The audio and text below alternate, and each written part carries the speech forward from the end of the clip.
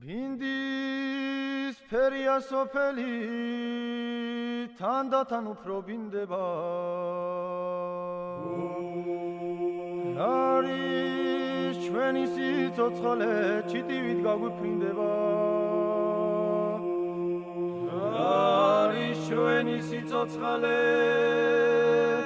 chitivit gaguprindeba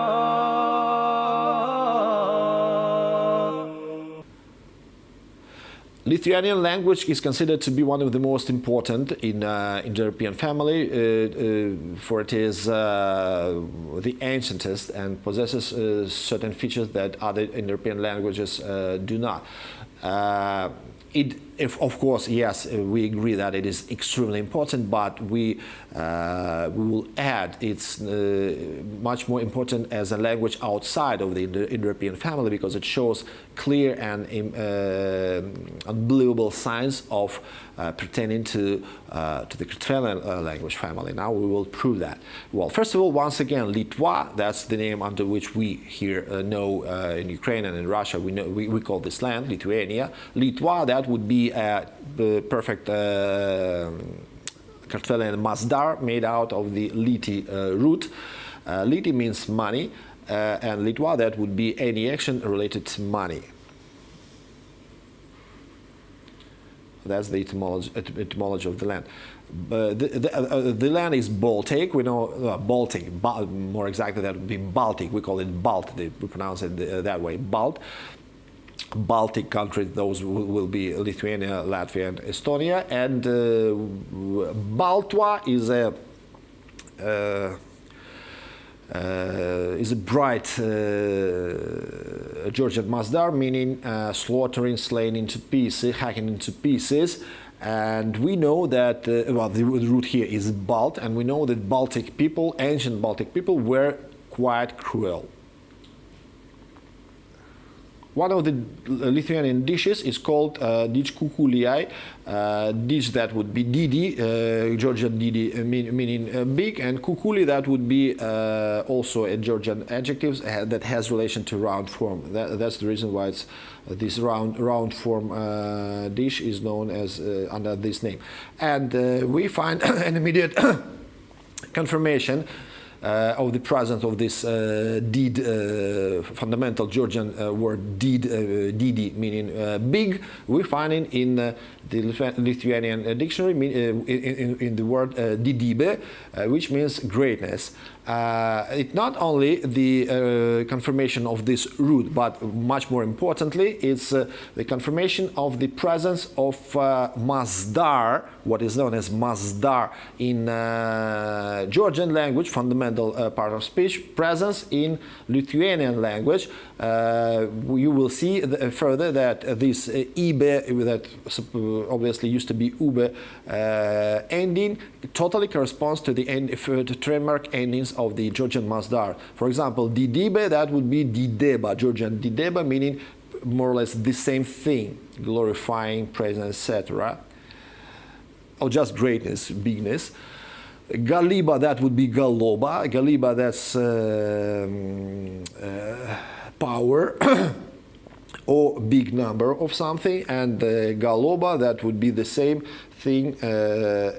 Well, first we have galoba meaning something quite different, but with gala, with hala as its root, don't pay attention to the alternations of these consonants. They are interchangeable because they represent the same consonant pronounced differently. So we see among the meanings of this hala word wealth and rich milk yield, which corresponds to power and powerfulness. Asminiba, that would be should have been Asminoba, meaning personality. We don't have Asminoba in Georgian language, but we have Asmens, we have Smena, we have this same number of cognates with quite a number of meanings that could be connected to personality quite easily. Acharibe, that would be Acharoba in Georgian language, insolence. rudeness. That's the translation, and we don't have acharoba in Georgian dictionary, but we know what Achara is. Achara, that's the name of the province, and if you want to build a abstract noun which would including the number of typical characteristics for the people that come from this land, or for the land itself, that would be exactly acharoba, and you don't need to even to ask permission to construct such a word, because once you have a noun, you can construct virtually any masdar ending with oba with this root.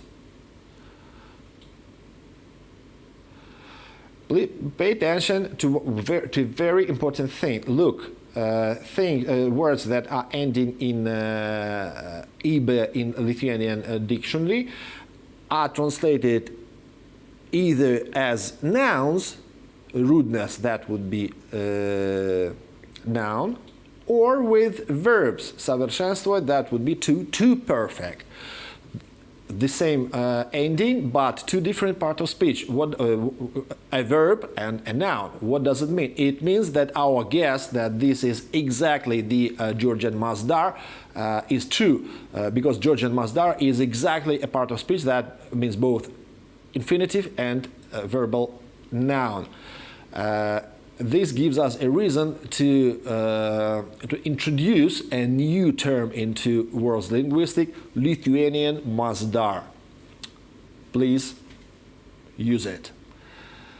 Tobulibe, that would be tobuloba, made out of tobuli adjective. Tobuli adjective, we don't find it here, but we find tobi and tobe, which means nice, good, attractive, and cute, which is very close to perfect and perfectness. We already spoke about piktiba, that would be piktoba. Piktoba means evils and evilness, and that might be the same root as the root in the name of that ancient British tribe that used to be very evil, tribe of Picts. Barbaribe, that would be barbaroba, barbarity, something like that. Amžinibe, that would be amžinoba, means eternity. We don't have this word in the Georgian language, but both am and jin are very, very Kartvelian morphemes. Am mean here, jin mean up. So here and up, you can somehow connect it to the idea of eternity. The construction is, all three morphemes here are Georgian. Argi, that would be isn't it. Isn't it contains negation. Argi starts with the Georgian negative prefix ar. Dadeti and dadeba. Dadeti means to cackle, the sound made by geese. While dadeba means laying egg, and at least in the verse of Alfred Tennyson, we see how these two ideas unite. The goose let fall a golden egg with cackle and with clatter. So falling eggs is associated with cackling. And in Russian language, we have if the hen is cackling for you, it means that it's laying eggs for me. That's what the proverb says.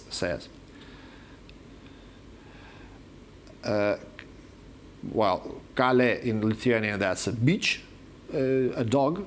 Kali, that would be woman in Georgian. Laleti, that would be to make noise. Lalva or laloba, you can make different masdars with the same root in Georgian language. That would be quarrel, strife, etc. Quite a noisy thing. Sakme, a wonderful, very fundamental Georgian word, which means business, affair, etc. in Georgian language, but also it means story of an event. Used to mean story of an event. Story, that's what sakme means in Lithuanian language. That's the same word. That example is very wonderful because it shows us a huge number of things. First of all, it lets us we see how an already forgotten and lost Georgian masdar suddenly resurrects. from oblivion, from the ashes. We are talking about valdyba, which means ruling. That's a Lithuanian word, and it should correspond to Georgian valdoba. We don't have meanings of the same thing. We don't have valdoba, but we do have valdebuleba, which is a combination of masdar in masdar. That would be valdebuleba, compulsory military service, something like duty. That would be public civic duty, which is quite a similar meaning to ruling. Valdebuleba is made of valdebuli. Valdebuli is made of valdeba, exactly what we have lost. Valdeba is made out of valda or valdi. Valda has remained only in the meaning of chopped hay. So the initial meaning of valda or valdi we obviously lost, and altogether it's very interesting also because Vald is the root for Valdemar name, which in Slavic world is known as Vladimir. So Vladimir is a little bit crooked. Now we understand that it's, first of all, it's crooked, and second, the source for this name is Georgian word, already lost but found in Lithuanian language. The neighboring Latvia yields us even better results. First of all, it has a masdar of its own. We had already Lithuanian masdar. Now we have Latvian masdar. And number one would be a beautiful word, gataviba, which means readiness in Latvian language. Gataveba, that's a famous Georgian masdar, which means finishing, and in completion, which is very close to readiness. This the same word in two languages. Now, akliba, that would be akleba or akaldeba, that would be blindness, while akaldeba, that would be lacking something. Blindness, that's lacking of sight. Bagatiba, that would be bagatoba, that's richness, that just to show you how to show you that this the iba ending Latvian words in fact definitely are Georgian masdars. Bardziba, that would be bardzoba, strictness, and brdzwa is in Georgian language obviously the same root, that would be fighting, struggle.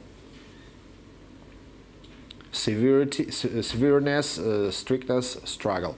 Bariba or baroba, that would be food, while bari is a spade. And we remember that tohi, being ho or matak, gave us tohli as food, something which was matakt.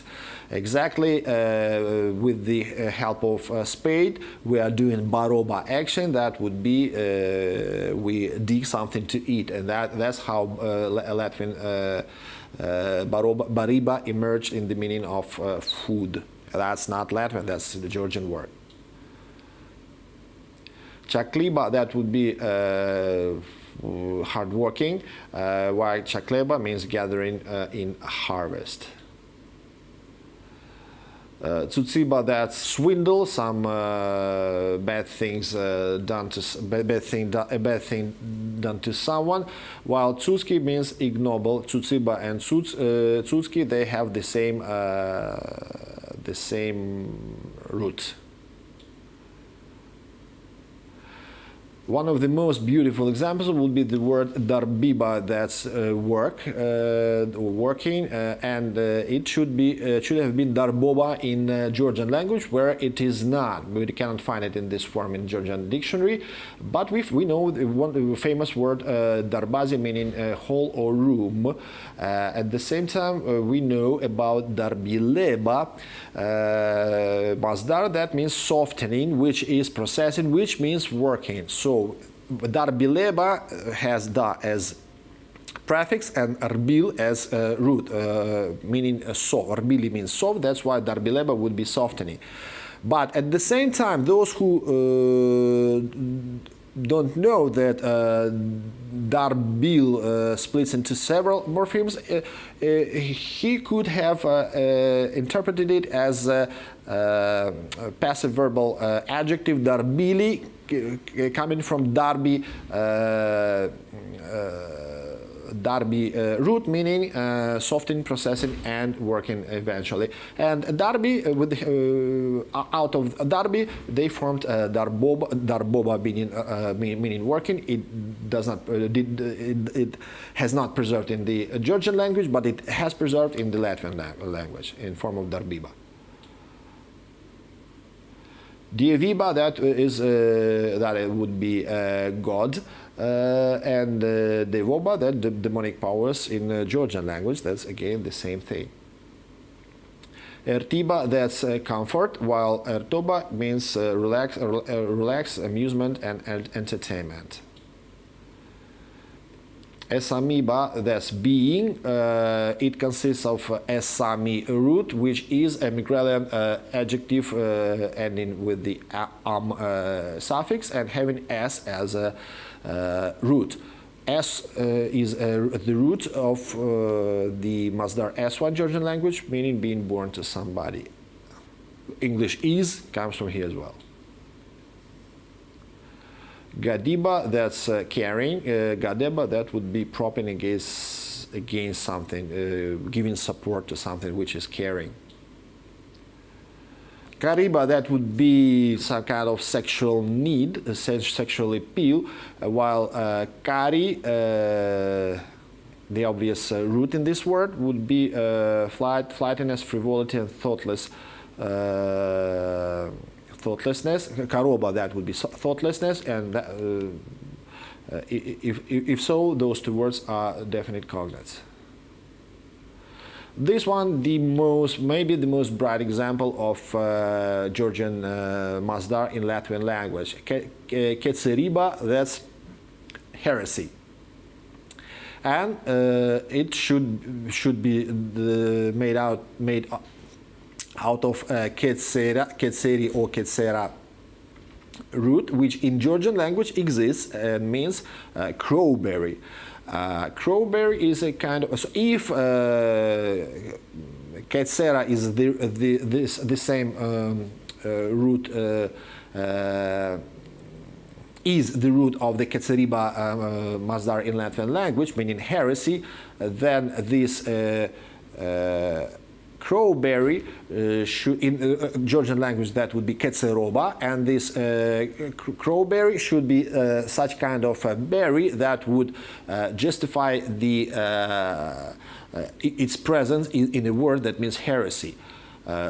And it justifies perfectly, because in Russian language this crowberry is known as vodyanika and is known as psiha, psihyagada, and pianka.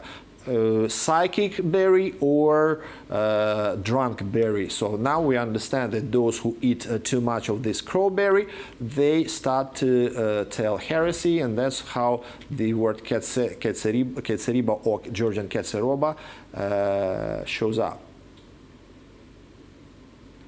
Kliriba means mincing manners in Latvian language, while klirso means grimacing in English language. Kunziba means ruling, while Kunzuli means island in Georgian language. They obviously have the same